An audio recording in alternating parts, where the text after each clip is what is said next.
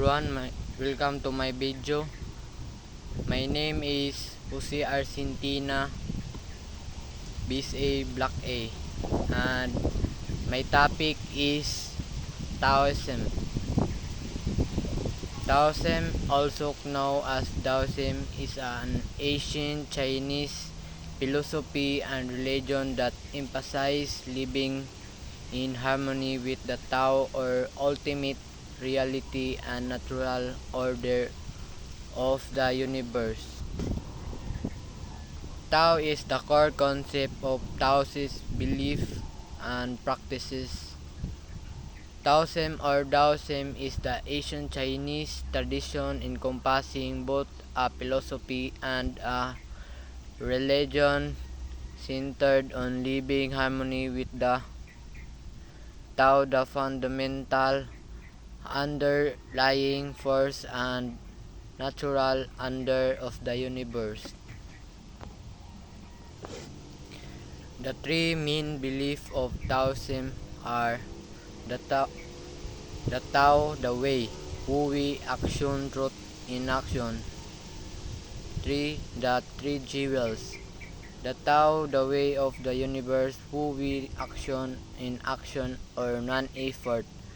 And the three jewels, compassion, moderation, and humility. By living in harmony with these principles, Taoist aims to achieve a natural and balanced life.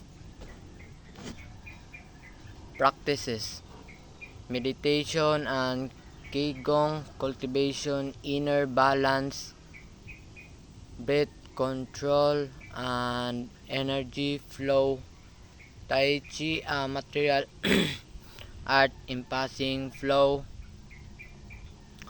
flowing movements and harmony with the environment,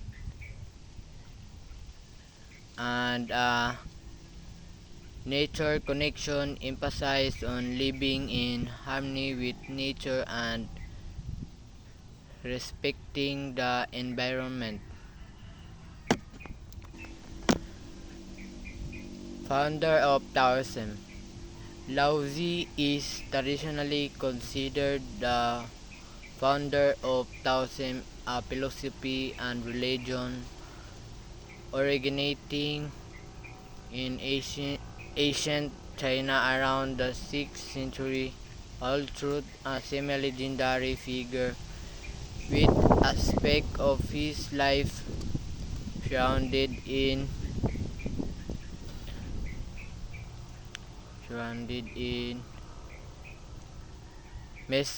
mystery, he is credited with writing the Tao teaching is foundation text of Taoism.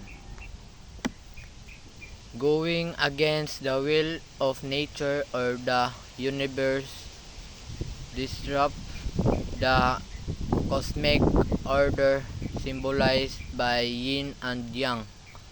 The primary symbols of Taoism is the yin-yang Taijitu, which represent the interconnectedness of opposite complementary forces, yin and yang, in the universe, and the importance of achieving balance and harmony.